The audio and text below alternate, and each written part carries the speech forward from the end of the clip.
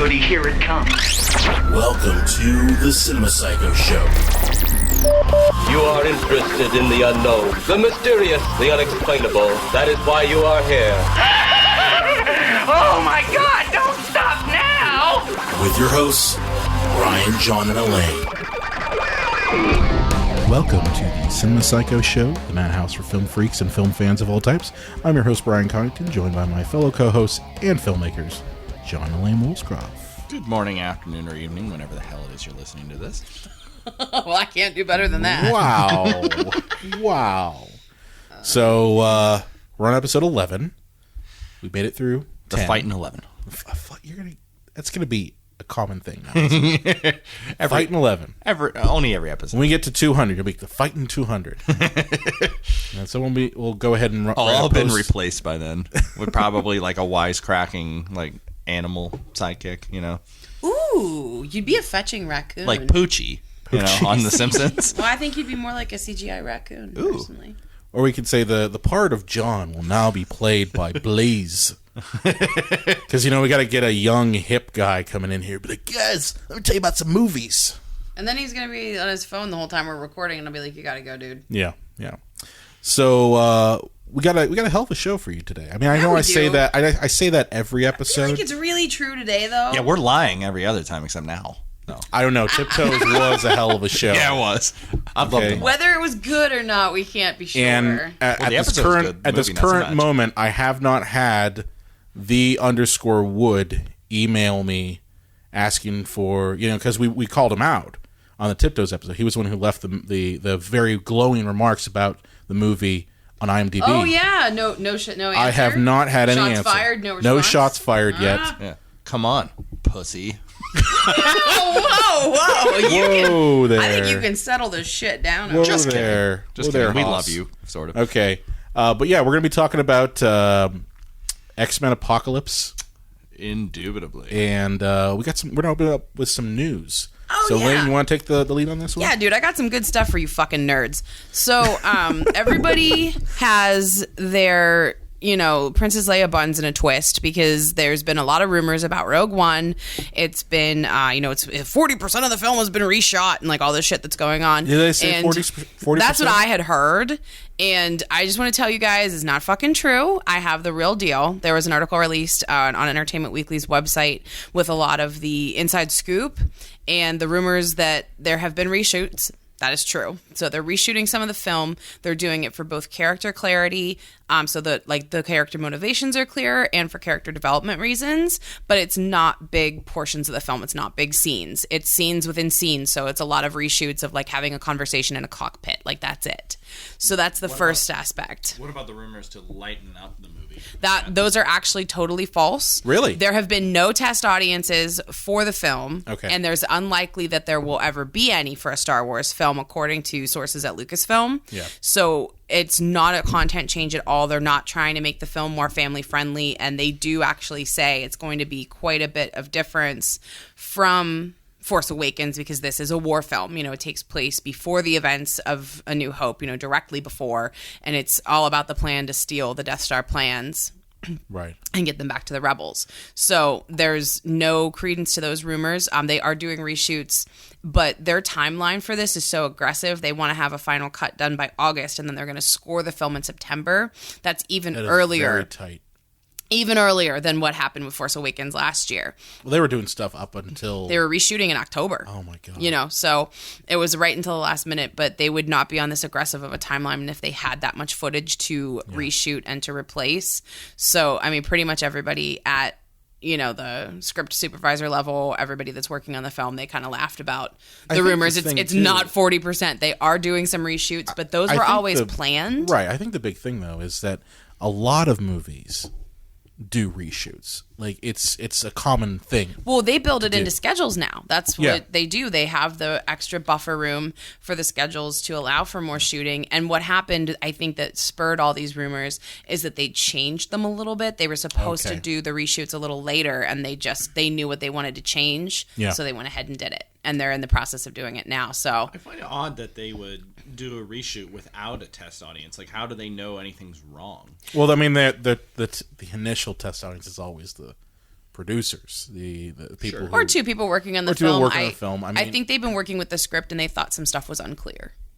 Right. I mean, we can attest to this, is that sometimes what we write down on a piece of paper doesn't necessarily, come out the way we envision in the script, and that you have to go ahead and change things around or add things to it. I mean, I know that, we were working on the thesis, Yeah. for grad school. I had a scene in my film Tablet of Tales in which the main character is cooking eggs, okay? He's cooking eggs, and in the script it said just cooking eggs. And the way that I initially shot it made it look like he was jacking off. Oh, that's unfortunate. Okay? So, and this was late in the process. It was towards the end of the thing, and I Sure. I didn't realize it.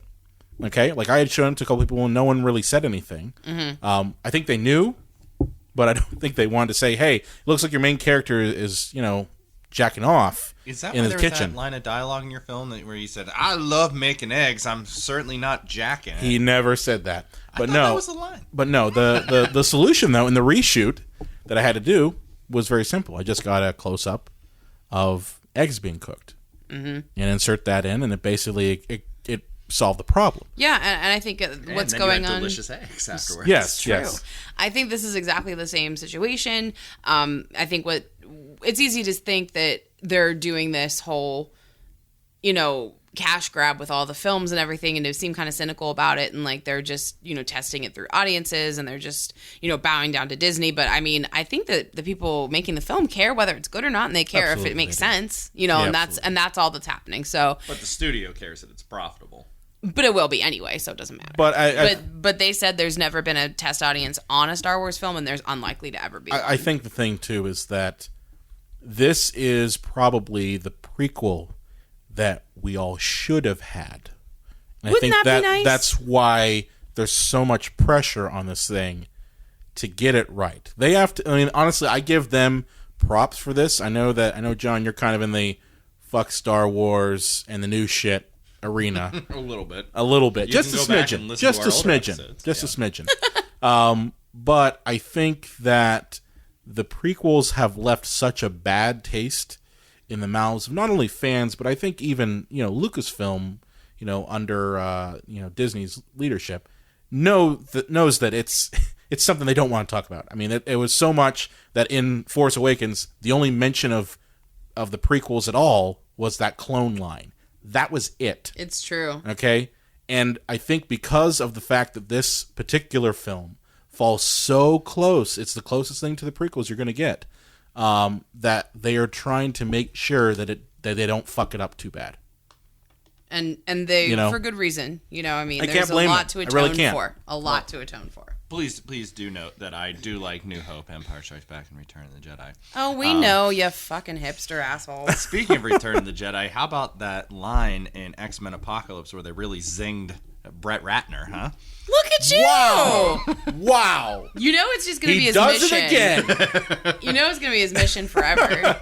Well, okay, here's the thing. That line, could that line be applied to, say, the current movie we're reviewing? Yeah, like an inside 'Cause joke. it is. I think there's a duality at Yeah, hand. because that is kind of the thing. You could I think feel it was sticking it to Ratner, but it was veiled in like making a joke about, the third one's the worst one, and this is the third one now. We're so funny and irreverent. First of all, and meta. I liked Return. Okay, Return of the Jedi. So Well, I think we all kind of like Return of the Jedi, but it's like our child that's always getting arrested for like drugs or breaking and entering. Like we still love that kid, but it clearly has issues. I feel like the scale you've just unfolded all of this on is not accurate.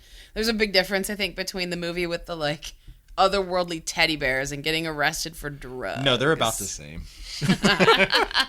I don't know if I'd put that. I'd put it as maybe Return is the kid who, he's your problem child. Yeah, I mean, he brings back he tried bad real, grades, and he honestly, maybe. if you think about parenting, the third one you're just like, fuck it.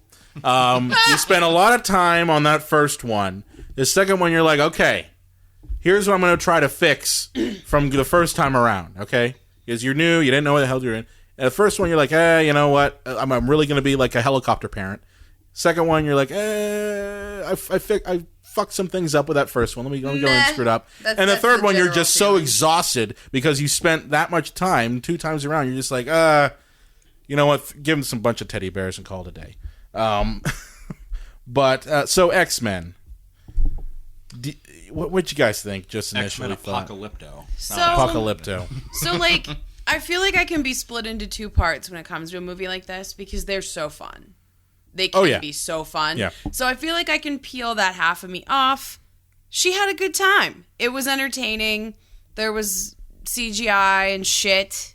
I don't know. It was good. There was CGI There will be- and shit. There will be Like, no editing of it that was either. it was fun. You're living with that long. Oh, I We don't fully edit. own it. Okay, here's the thing. We don't really edit This our bullshit that podcasts. comes out of my mouth is what It's what pretty you guys much get. just thrown Sorry. out there, you know? No, but I mean, I thought that I enjoyed it.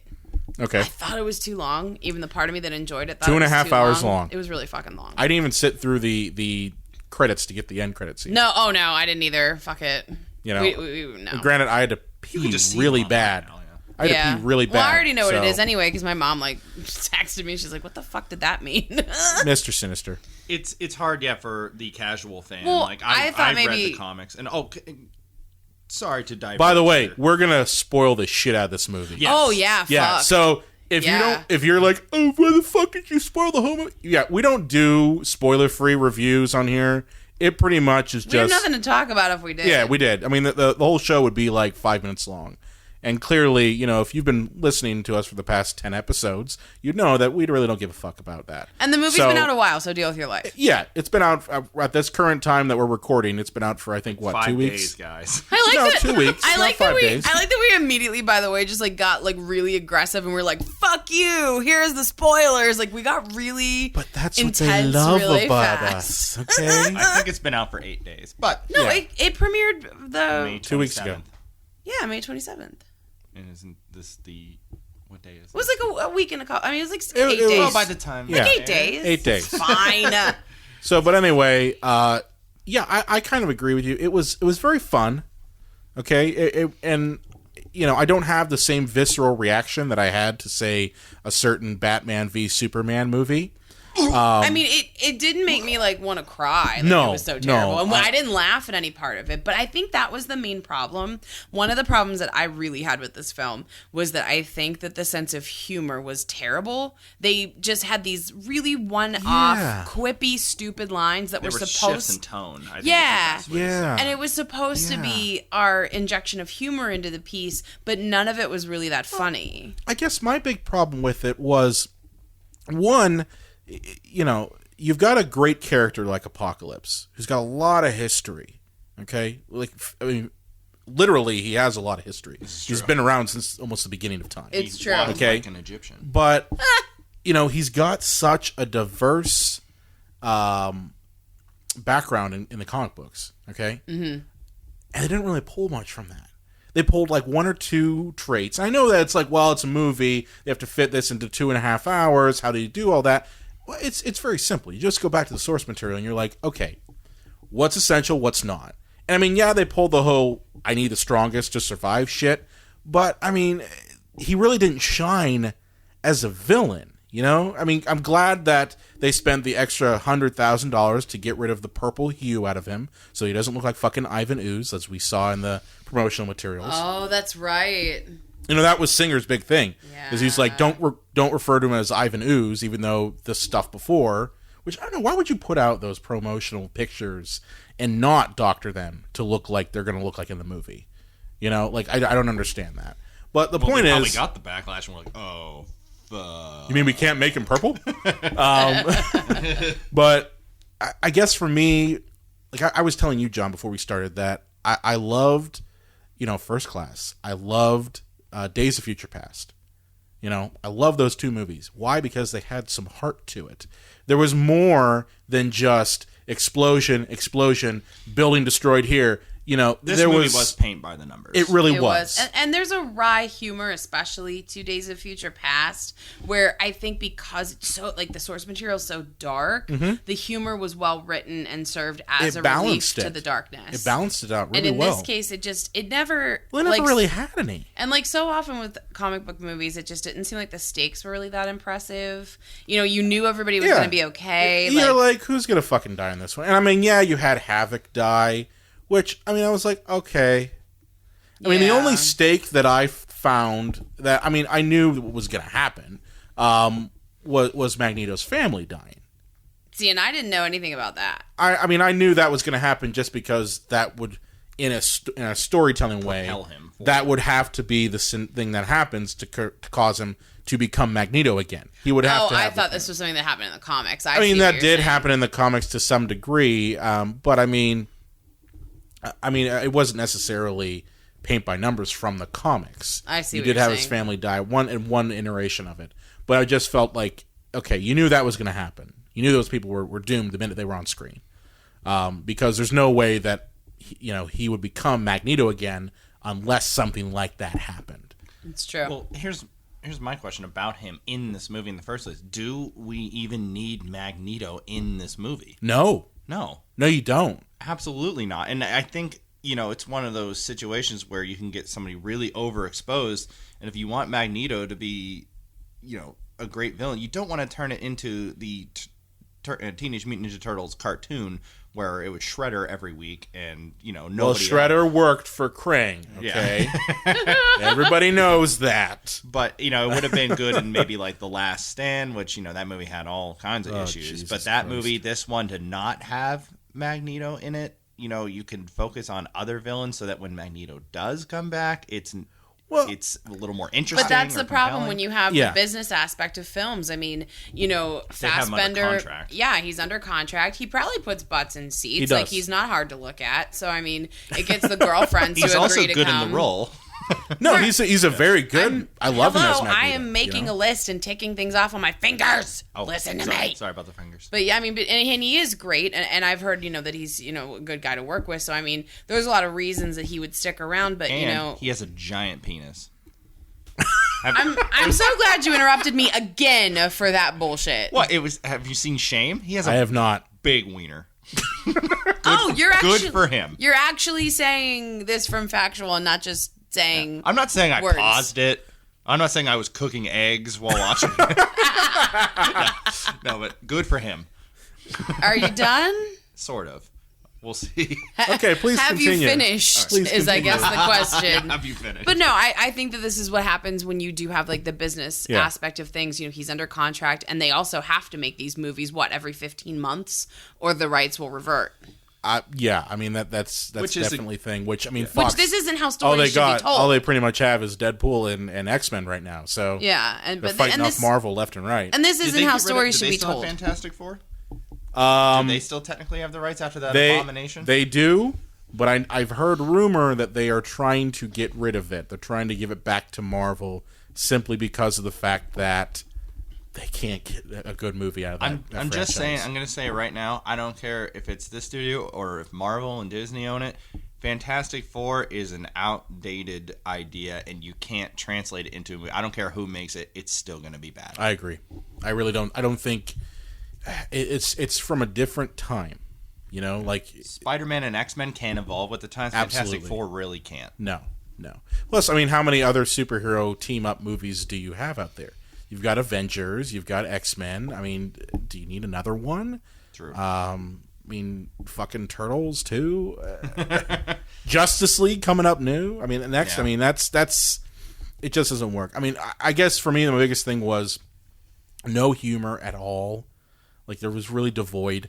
Every attempt just fell flat. That's what my big problem was, because you could tell, in the script was probably highlighted in pink, like this is supposed to be funny, and like it was not funny at all. It was just stupid. Yeah, no, and the '80s references.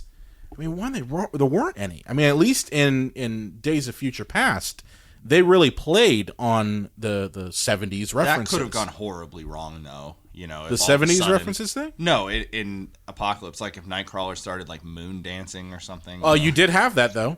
You He did had the have moon jacket. dancing. I thought they did a nice job of incorporating 80s and making it feel like the time without being clownish. That's yeah. Because I thought in particular, whoever did the wardrobe for the film Oh, did a great yes, job. absolutely. A great job. So the movie they've gone now from the 60s to the 70s to the 80s. Same year each year, 63, 73, Yes, 83. and the same time period too, like the actual exact date. Because in this one, you even had a news report that popped up and said 10-year anniversary of it, of the one from Days of Future Past. So they're almost sticking around the same Interesting. couple of days. I'm just glad they didn't get a horrible lookalike actor to play Reagan like they did Nixon. Yeah, that was not their best laid plan. I think they realized that they're like, hey, you know what? That Nixon really didn't look like a Nixon to me. But yeah, so the next one's going to take place in the 90s, I suppose. I'm assuming 1993. Here's the problem: Yeah. if they use McAvoy and Fassbender, like the first movie, that they did takes place in the year 2000. How do these people go to looking like Patrick Stewart and Ian McKellen in 7 years? I mean, How do they not age in 20 years? They don't. Well, I mean, we'll That's have the to biggest see. issue here. We'd have to see what the next one looks like. I mean, maybe they get them to that halfway point. But this is the tragedy of making prequels till the end of time. I mean, Ewan McGregor in no way resembles Alec Guinness by the time the prequels in Star Wars are over. It doesn't happen. Granted, But at least there's there 20 is years. about 20 years for him to start looking. Only 17, because that's all the more older Luke is. And Well, you don't go for another from- year. He couldn't go to the academy. He's got to be a little older than 17, isn't he? I think Yeah, he's around a year. 17. I think You're he's right. 17. You're right. It is Maybe 17 18. years. Maybe 18. Maybe 18. I think he's 17. Nerds, help me on this. Nerds. But yeah, I mean, as much too, I mean, as I do like the cast, because I mean, there's something very appealing about James McAvoy, and he's not traditionally what I would look for in an action hero, not but at all. he's very appealing. He really plays to the cerebral aspect of Xavier, I think, and he that's doesn't- why he's so successful. He doesn't have to be an action hero. He's Xavier. Well, Well, that's what I'm saying. I but I liked mean, him. but he does like a Visual great. gags But he for holds. podcast. Sorry. Done. Yeah. Just keep fucking interrupting me. But he holds up I'm to. mansplaining. You are still interrupting. He holds up very well to the idea of an action franchise, though. I mean, Yeah. it's an action film, whether he's Yeah. an action star or not. I'm just saying he isn't necessarily. I mean, because he was in like Atonement. He's not the. He was also Solid in choice for that, Wanted. Oh, that's And him. that's him. What? Yeah. Wow. But I mean, he's also a very good actor, so I think we have a lot of talent in this franchise. I just think that the failure was really in the writing this time around Yeah. because there was nothing necessarily glaring to me. Now, I don't have the comic knowledge that you guys do. Right. But there wasn't anything that seemed like a failure to me. Nor should you have to. That I think that is a tricky thing when you make these kind of films. You want to please the hardcore comic book reading fan base, but you also don't want to leave the casual fan in the dust. Yeah. You don't want to have to be, if they're confused about what's going on, they shouldn't have to have read the comic books ahead of time to understand. True. But I mean, it's a balancing act, though. Mm-hmm. I mean, I think you have to one, make a good movie to begin with, with a cohesive plot, which seems to be lacking in a lot of movies. But at the same time, you've got to, appease the hardcore fans who are like, oh, well, that's the Dark Phoenix Saga right there. And which that was in it, And I mean, for me, I was telling John this before, is that this movie and a lot of the in Days of Future Past is guilty of this too. It's Bryan Singer's retconagasm. Like, he's trying to basically pick up the pieces from one, Brett Ratner, from two, himself from 2000. Because this movie, for me, it was basically a matter of him solving, which he's gone on record and said that one of his biggest mistakes was telling people in the first movie that Magneto and Xavier built Cerebro. He said that. He wishes he could have never said that because the current movies don't add up to it until this one, where, spoiler alert again, the Xavier Mansion's destroyed, and who is it who helps rebuild it? Magneto. I wondered about that. And That's it's- interesting. they were rebuilt building Cerebro back in '63, though. Right, but I'm just saying that In the first class. that's what I'm saying is how he had to go ahead and say that, oh, I've retconned it. So, in fact, Magneto did help Xavier rebuild Cerebro. So, and that's just kind of there's consensus. I mean, we can all agree that Days of Future Past is really designed to get rid of 2 movies, Brett Ratner's god-awful Last Stand, and, the Wolverine Origins movie. Yeah. It was designed specifically to destroy those movies because of how bad they were. Wouldn't you be a little suspicious if your best friend wanted to build a hat that would keep Cerebro out of his brain? Like, why do you need that? Don't worry about it. I'm just building this hat so you can't get into my brain. Well, he didn't build the hat. He stole it. Right, but he still acquired it. Yeah.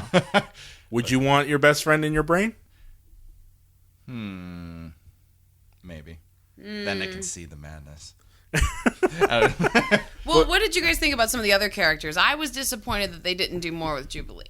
Oh, I hate Jubilee. Oh, nobody She's got the most useless power ever. She's a sparkler. She's a sparkler. Like, if you touch a sparkler, you can get a pretty bad She's a second Roman degree candle. burn, but that's about it. Really? She's not even a Roman candle. Oh, well, anyway. You like Fine. Jubilee? Well, no, I mean, not necessarily. I just thought that there was more to be done with such a well-known character. I was surprised they didn't do more. This is the second Jubilee. If she's as terrible as y'all say, then maybe maybe that's why that was that way. I think it was that, but at the same time, a lot of their marketing materials were pushing Jubilee. Yeah, and that's confusing for the audience as well. Exactly. It's like they went ahead and they made her, maybe had her in 2 scenes. Yeah. Like she went with Scott and Jean and Nightcrawler. Yeah. They went to the movie theater together. Okay, that's great. She was in the car, when Quicksilver went ahead and decided to go ahead and save everybody. Which I love that sequence. Yeah, that was pretty cool. I love that sequence. That was easily the most fun part. Although of the tone movie. of it's completely off. Everything is disastrous and horrible, and then here comes this happy-go-lucky, funny scene where we're homaging the Days of Future Past. And honestly, they did that on purpose. They really did. The only disappointment I had regarding Quicksilver was his character arc kind of sucks. Yeah, it's bad. Like his whole point, is to go find Magneto and tell him that he's his son. Yeah. And you've built up this whole scenario where Magneto loses his family. Okay, he's feeling alone in the world. Okay, you've got this scene with Mystique and Quicksilver. They're right next to Magneto as he's trying to destroy the world, pretty much, with magnets. Magnets, bitch. Magnets. And he's got the moment to say, "I'm your son." And everyone's been building up to this since... And it would have done a lot for both character arcs. And oh my god. I didn't see a single reason why he didn't say it either, dude. And I really didn't. Instead, he was just like, I gotta take a dump. I'll talk to you later or something. No, he was like, I'm doing it for my family, but I'm not going to tell him, but I might. That why? was very weird. That was very weird. And now here's the thing is, everyone else knows. Yeah. Everyone else fucking knows. It's weird that he didn't tell him when it's something that people know because it's going to get out. You know what I mean? Like, I don't think even at the end of the movie Magneto knows. No, I don't either. No, he doesn't. But other people do, so it's not going Everyone to be else long. fucking Storm knows. Yeah. Mystique knows. Mystique apparently can't keep her mouth shut. Yeah. So why would you do that? It doesn't make any fucking sense. Mm-hmm. That pissed me off. I also didn't like the fact that you've got Xavier pre-baldness, okay? Dressing kind of like a 1980s, reject from, what the fuck movie was it? Miami Vice. You look dapper. Well, Miami Vice was dapper. Yeah. In the 80s. Socks were I for don't know. pussies. He had like that. He had like I'm the cool. rockin' I'm a cool suit professor. and tie and shit. No, not most of the movie. Really? No, he was rocking a V-neck T-shirt with the professor jacket. Just kidding. It's kind of like the differences in playing Dumbledore, like when the original actor died, and then Michael Gambon had a completely different take on the character. Like, I don't think Patrick Stewart and McAvoy have the same feeling on how to portray this character. I don't see that problem at all. I mean, you're talking costume design, Well, right? my thing is more or less a matter of characteristic. My thing is more or less characteristic. Okay, in the beginning, and up until the end, almost the last couple minutes of it, he's dressing in a way that is supposed to represent early 80s, and he isn't that old either. Like, what would he be, like 40? Yeah. Okay? He doesn't look 40. He doesn't look 40. None of the actors look the age they should be. They haven't aged a day in 20 years. Okay? Mystique is the only one who gets a pass at that. Okay? She's the only one who gets a pass at that simply because of the fact that, they've already established that she does not age. Okay, I've heard this. When and where do they say that she does not age? They say it in First Class. I have to go back. First Class, Beast is in the lab with her and says, your cells are amazing, the regenerative properties of it. You'll look like you're 30 when you're 50 or 60. Ha! That explains Rebecca Romaine. That explains it. Interesting. So, they've already established that. She gets a pass, in my opinion. But everybody else does not look Oh, no, at Fassbender doesn't look like he's supposed to be. Beast. No. Yeah, no, Beast, yeah, no, Beast doesn't none of look them it look either. like they should. Because, Doesn't I look it mean, either. I like, what's his name? Holt. Last name Nicholas is- Holt. Yeah, because I like him a bunch, but he still looks like a little kid to me. Like he's And even when they try to dress young-looking. him up as, he's older, by throwing yeah. a little bit of gray. Little professor outfit on him, too. Yeah. We should probably go back and kind of just give the quickest overview of this plot that we can. Yes. So there is we start in ancient Egyptian times. The only time you ever learn about in history class. And Apocalypse is dying. In Sabander. He needs to transfer. That's his name. Yes. He needs to transfer his body into like kind of an ancient Egyptian Wolverine. Oscar Isaac. Yeah, like he can't, he can heal like Wolverine does. So they're like, okay, now you can live forever. But then some people are like, fuck Apocalypse, fuck this noise. You're a false god. This noise. And so they trap him. And then we cut to the 80s. Scott Summers, Cyclops, and Jean Grey are, the new students at the school. We get introduced to Nightcrawler. Apocalypse gets reborn. He goes about forming his team, which is Magneto, Psylocke, who does nothing in the movie. She's got a sword hand. She's pretty. That's it. She is pretty. I will say that. Storm. And Angel. lastly, Angel. Yeah. And so he forms his team, even though he can do whatever he wants and doesn't need a team. But, it's in the comics, so there you go. That's pretty much it. And then, he decides the world is shitty, which if I woke up in the 1980s, I'd agree with that. And he wants I don't know. to... I like the 80s. I have a fond affection for it. John doesn't like anything. I'm not sure what podcast you're on. I know. But John doesn't like anything. I know John doesn't like anything, but I mean... Make sure you check out my other podcast. John takes a dump on everything. Please make that a podcast. Hey, we just said I like Empire Strikes Back. It's all good. But yeah, and then he goes about destroying the whole world, and then basically all these characters that are kind of doing their own thing come together, and actually form the X-Men for the first time to take. You're down forgetting one Apocalypse. little detail, though. Yeah. The reason that he kidnaps Professor X. Yes. Okay, he does it because Apocalypse, and I don't know if this is necessarily in the comic books or something that they added, but basically he's the Deadpool of mutants. Every body he absorbs the powers from the previous host. So he wants Professor X's ability to control people's minds for himself. That's the reason why he kidnaps Professor X. If he's gonna kill everybody, why the hell does he need to control their minds? It makes no sense. I guess maybe the people that he keeps, because Yeah. I'm guessing there's going to be like 1 million people on the planet still alive when Apocalypse Well, is done. he doesn't control any of the Four Horsemen's minds. I mean, he lies to them. Yeah, he manipulates You know, he them. manipulates but them. I got the impression he was going to just keep the mutants on the planet. No, he wants only the strongest. So I mean, so all the humans are gone. all humans automatically gone. Oh. Okay, Hey. and the mutants, obviously ones that stand against him. He doesn't really care about those guys. Mm-hmm. And I'm assuming any mutants that don't survive his apocalypse, which, I mean, not everyone is a Kitty Pryde. Not everyone can pass through fucking walls, so a building falling on them is not immediately going to help them. True. I'm thinking, what the fuck is his name? Bobby Drake, the guy who's Iceman. Yeah. I don't think he would survive. I don't know. He can control ice. Like that could be very helpful. I agree though. Kitty Pryde, like I can run through a wall. Goodbye.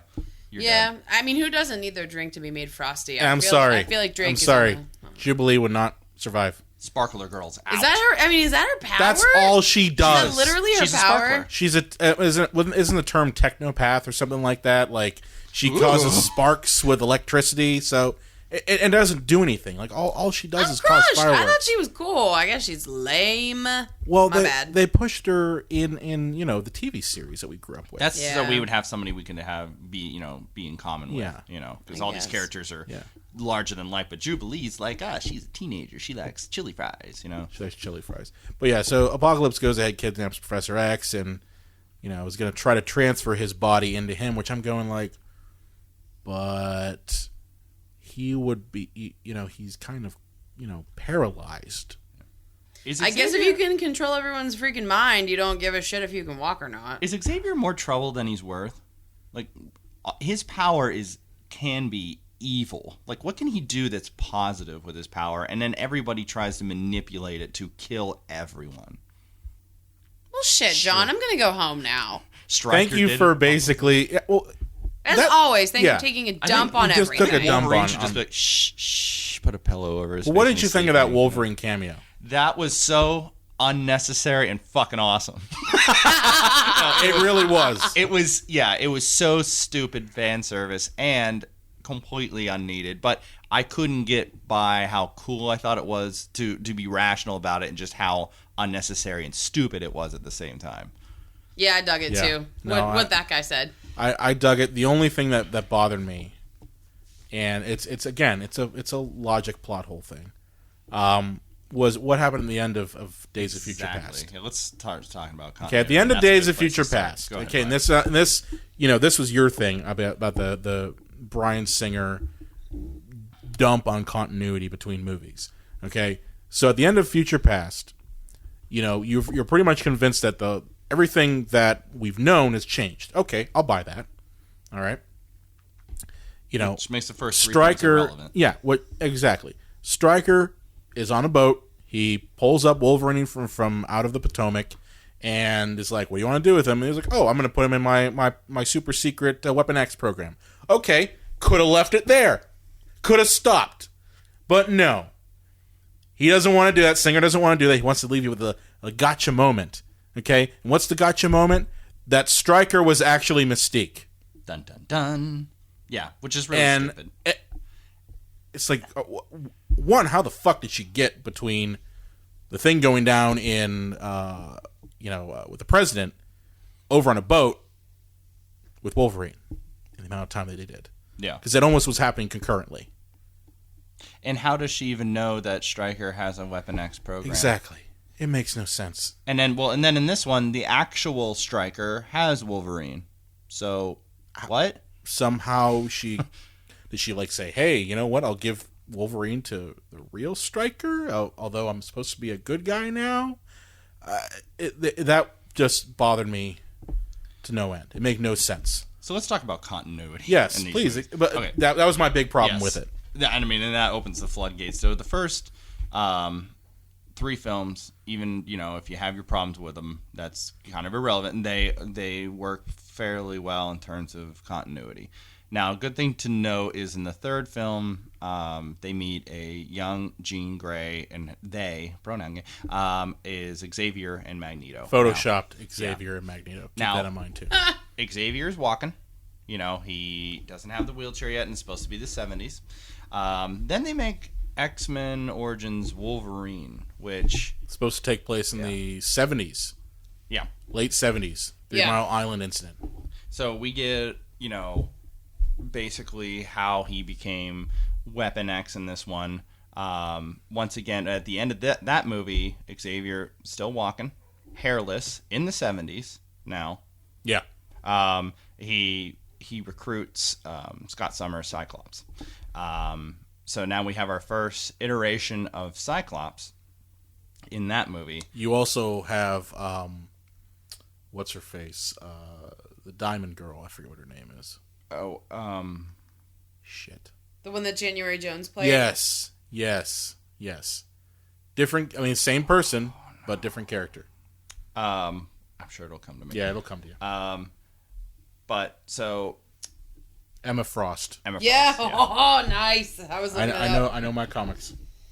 And then we get basically a character who I'm assuming is supposed to be similar to Sabretooth, but not. Now, I've read Wolverine Origin, so I am slightly aware that character, in some iteration was in that story. But, I think it was confusing, to the audience. Is this supposed to be Sabretooth? I thought it was Sabretooth. And then then they presented it as Sabretooth. And, he meets Sabretooth for the first time in the first film, so already, Well, confusing. The one thing I can buy, besides the fact that the two look absolutely nothing like, is that he did get shot in the head and forget his memory. What's Sabretooth's excuse? All he does is roar and say "scream for me" in the first one. He was very elegant in Origins. Yeah, but I guess you could say that. One, I don't think Bryan Singer thought, hey, we're going to make an X2 and 3 and a Wolverine Origins. Yeah. I think that could be the logic behind it. But I guess for me, I think the bigger thing is that the two of them look absolutely nothing alike. Not necessarily the fact that, Wolverine doesn't remember him or Sabretooth doesn't say anything like, hey, you're my brother or some shit like that. That's that level of thinking is, even in comic books don't go that far. They pretty much go day to day. You've got right now the big thing where Captain America apparently is a Hydra agent. Did you hear about that? I did. I haven't seen it yet. We're going to do a Civil War episode. I haven't seen it yet, so... Well, this is not Civil War. This is the comic book. Oh. Yeah. In the comic book world, Captain America is now a Hydra agent, and he always has been. Yeah. What? Yeah. They'll go back on that. Yeah. They'll go back. The backlash to that has been very fierce. But it's just my point of... the comic book world, they go ahead and they add things on, be like, oh, while this shit was going on, we also had this going on. So I can be more forgiving of that. Right. Okay. So then First Class comes out, and this is where shit just goes crazy. Because originally this movie was intended to be a reboot. It's supposed to be a Magneto Origins movie. Yeah. And instead, the studio wanted it to just be a sequel, but they didn't really change the script around to get around the gigantic plot holes that, in comparison to the other films, like Xavier getting crippled in 1963 and having hair. Well, in 63, I don't mind that so much, but so he's in a wheelchair now. So when he met Jean Grey and was walking, and when he met Scott Summers and he was walking, it didn't make any in the 70s, sense. Doesn't make any sense. Now you just explained Mystique for me. That was a problem I had. I'm like, because she would be 60 something years old. I explained this to you twice, and you never heard it. I told you that not now, honey. I told you that the nature of her mutation caused her to age at a decelerated rate, and you told me to suck it. I did, and I did the cross chop too. But yeah, then Days of Future Past comes around, so now we're dealing with decades in between times where the characters aren't aging, and they basically in that movie use time travel to 1973 wipe out what they people say, oh, they wiped out Last Stand, but really it kind of wipes out the first three films, making them irrelevant. That's kind of a fuck you to anybody that liked those films, and I liked X1 and X2. Me too. And then I like that cast too. Yes. And in this current movie, we meet Nightcrawler, and he meets all the other people at the school, but he met them in X2, and they didn't know who he was, and now they do. And there's also the fact that Jean Grey goes to the school as a teenager, but she was supposed to have gone when she was a kid. And now you could say, oh, well, it wiped out Last Stand when they met her as a little girl. But yeah, that's still... those events to some degree still happen. Even if they didn't meet her as a small child, she still had that power. Xavier should have sensed it. Well, she still was the same age.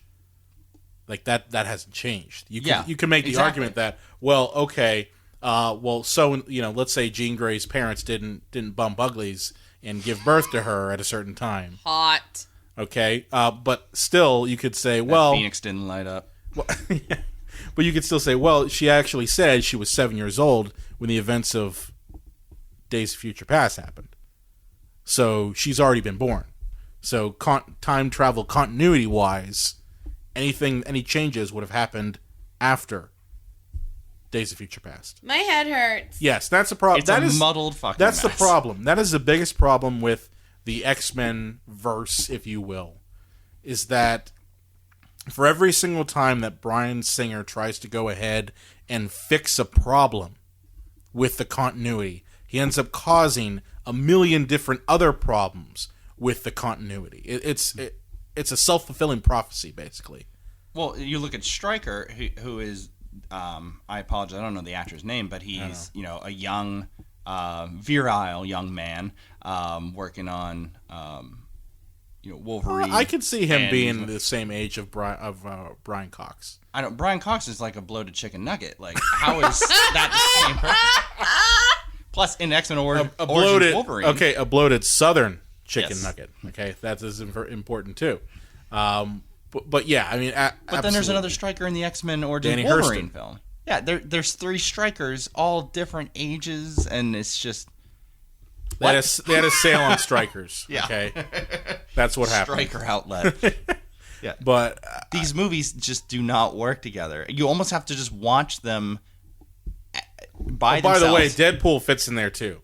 That's the key thing too. Oh, Deadpool is in one of those movies. he's in the X. Well, no, Origins Wolverine. Yeah, that's what I thought. right. Well, that doesn't exist anymore. But I mean, the Deadpool does exist in the X-Men verse. Right, Okay, right. we don't know what necessarily time. I mean, I'm assuming current time, but he does muddle that exist. too. Yeah, that adds some muddling too.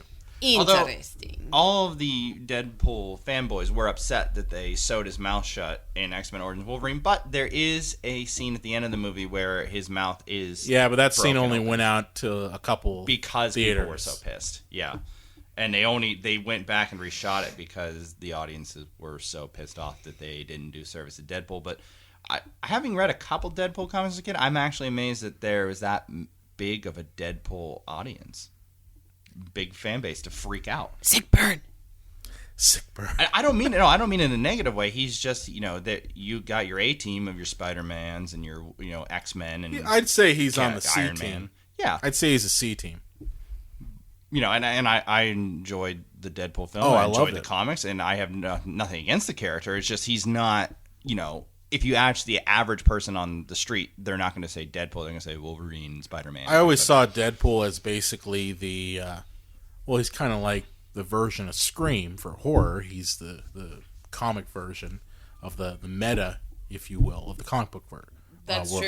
true. He pretty much takes every comic book convention and throws it out the window, breaking the fourth wall and, all that shit. But that's kind of the way I always saw him, as a mockery, Right. But Which now they want that both the X-Men universe and the Deadpool universe to coincide more than it did in the Deadpool film, which is not going to work because the X-Men movies take them so deathly serious. and they're all PG-13. Yeah, and now you have Deadpool who breaks the fourth wall. How do they think these are going to work together?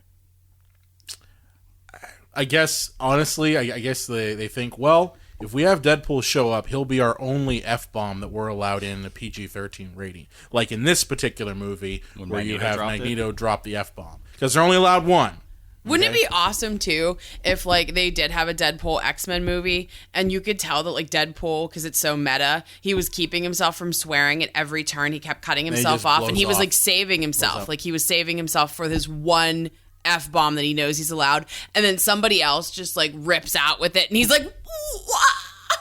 And he's all pissed off because the one F-bomb You've just isn't given his. Bryan Singer an idea. You're welcome. Except he's going to set it in 1950 with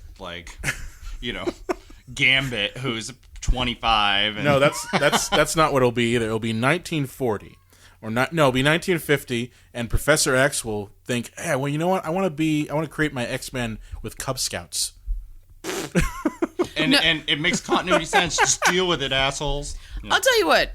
I have a question. Okay. And maybe this is just me. Okay. Did anybody else spend the whole movie thinking that Cyclops was Miles Teller? Because I totally did. Who's Miles The Teller? dude from Whiplash? And the new Fantastic Four movie. I totally thought that was him. I didn't think that was him. I totally thought it was him because his eyes are covered the whole movie. Yeah. The actor's name is actually Ty Sheridan. I got that totally wrong, but I thought he was Miles Teller the whole time. Sorry, Ty. Well, the one That thing was I like a will harsh say, tie. and I thought the fact that they kind of evolved into the 90s costumes was a nice touch. Yeah, that was cool. You know? That was cool. The only thing that I kind of was disappointed was that in the comic books, Nightcrawler is the son of Mystique and Azazel. Oh, you don't say. Yeah, and they never touched it. Like you've already introduced us Well, next to. two, he wants to bang Mystique, which makes it. He doesn't want to bang Mystique. Awkward. When he says, "Why don't you hide when you can hide?" She says, "Because we shouldn't have to." And then his tail starts wagging. What the fuck do you think that means? No. Do you think I he did wants not. a biscuit, Brian? He does. He wants her whisker biscuit. Oh, I just slapped you in the face because that offended me. It is not easy to do. I slapped you again. She doesn't have any pubic hair, but she's naked all the time. But that's for another topic. She's genetically mutated, John. She's genetically mutated. She doesn't have pubic hair. Wow, I want that mutation. Okay. Unless she wants to go ahead and form that, I guess. But I guess for me, like that was the last like really big point was that they wasted opportunities that they could have easily added to the whole universe as a whole. Right. I mean, they didn't address it, but at least in the case of like Mystique and Nightcrawler, now I guess obviously his age makes it a little bit weird. Not really. He's but younger. They didn't make it impossible for him to have been her child. They just didn't really. I guess I look at it as Mystique was with, Eric. I mean, granted, most people think that she was pretty much banging Eric, which we all kind of know that. But she was with Mystique. Mystique was with Eric and, Azazel and all those guys, for a good 10 years at minimum. You're telling me that she couldn't have gotten pregnant with Nightcrawler in that time? That would add up, I mean, time-wise. Yeah, and I mean, it would maybe even explain why she seeks him out and knows where to find him and how to that's find my point, him. is that there's a lot of threads that you could say maybe they're saving that for 1993. Maybe. When they do that one, because they've already said that they're going to do another one. Oh, yeah. Even though their contracts are up. They have to. Well, it's the 90s, though. Are they going to use, like, Famke Janssen for no. Jean Grey? They're just No. going to use that actress No. again? No. No, So- don't forget, John, in Hollywood, when a woman gets older, she can't continue in a franchise, even if your Wolverine is 50 years old. Like, don't forget that. Even like, if women in. Famke Jensen, who honestly I think is very attractive. She's perfection. Let's be real. She's very attractive. I don't know what just happened to you. That was exciting. Same with enjoyed Halle that. Berry. But Very yeah, attractive. I mean, no, but the thing is, they're too old now. Like, they're not. But Hugh Jackman, There's he a could be whole 70 years old. Yeah, and they're gonna bring him back every single time. Same thing with no, not Fassbender, in you know. In fairness, Wolverine doesn't age, so he always looks the same. So that's why they would always use Hugh Jackman. Right, but I mean, there's gonna be a point where Hugh Jackman's not gonna look like Hugh Jackman anymore. He'll be like, I'm 80 years old. I can still do this. Give me the claws, Yeah, so I'm just saying, because there has been articles on that recently with the franchise as well. It's just, Famke and Halle Berry have been kind of made obsolete because they've been replaced with younger versions. Yes. Well, they are going to, I guess, replace him to some degree because this upcoming solo Wolverine film that comes out fairly soon is That's the Hugh last Jackman one. has said, "This is it. I'm done. I want to eat pie." Like, He actually has said that. He's been he's pretty tired much of eating baked chicken and baked running chicken his ass and running. off. I get it. Right. So I guess before we close this out, what do you think? What are your predictions for the next one? let's see. Quicksilver will run to whatever was really popular in 1993. So MC it smells Hammer. like Teen Spirit or something. He'll run to MC that. Hammer Pants. Yeah. Oh, yeah. He'll do like stop and then hammer time, and then he'll go really fast. He'll stop and then hammer time and then run through some place and save the day. But I mean, we kind of already knew that it was going to be Apocalypse beforehand. I mean, what do you think plot wise? What do you think the big bad's going to be? Well, here's what's going to happen. Mr. Sinister is going to form a team, and then they're going to have to stop him from killing everyone in the world, because these films are very original. And Magneto will be shoehorned in unnecessarily. You are such a bitter man. It's sad. And I do like these movies. Obviously, Last Stand and X-Men Origins Wolverine, just like everybody else, I hate those movies. But I liked the first two. I thought Days of Future Past was good. I have just a huge issue with the glaring continuity problem. And with this last Apocalypse movie, as we kind of all stated, it was fun, but it was just paint by the numbers and something I've already seen. It wasn't fresh enough. I will agree I with don't that. see them going in a positive way. I see them doing it again in the 90s. Honestly, I see them, just because they've already thrown it in there, I see them doing Dark Phoenix Saga. That's where I think they're going. I could see that. Which they seem really happy that she's the Dark Phoenix. He's like, hey, just Dark Phoenix the shit out of Apocalypse. Well, and then, yay! I think what they're looking at is in the now defunct timeline, her going to the Dark Phoenix caused problems. It caused, pretty much almost the end of the world at that point. I think what they're trying to do now is say, okay, that sucked. Let's redo it. This time the professor doesn't put the psychic locks on Jean and doesn't, try to tell her to tone down her powers and that sort of thing. So I think with that... would. Jesus Christ, she's dangerous. Even Apocalypse says, what does he say? Like, all will be revealed as he's dying? Something like that. So it's almost like maybe he planned to have her become the Phoenix, or at least unleash that power. Interesting. So, I think that is going to be the next big thing is, maybe Mr. Sinister is involved with that. But I think that they have to do the Dark Phoenix saga at least just to get the bad taste of that Brett Ratner shit out of her mouth. Yeah, I could see that. So I could see that for sure. We shall wait and see. We shall wait and see. Yeah. It'll be another, 2-3 years or so? Probably 2. Probably 2. Yeah. Well, I guess we're going to close our show with that. Please be sure to like us on Facebook, Twitter, at Psycho Show. And we're also on Instagram, too. Yeah. Yeah, we're doing that whole thing now. If you have a favorite movie that you would like us to review or question you want to throw to us, you can contact us, at cinemapsychoshow@gmail.com or find our website, cinemapsychoshow.com. And be sure to subscribe to catch our next show, available every Friday. And we'll see you then. Sweet dreams. Bye.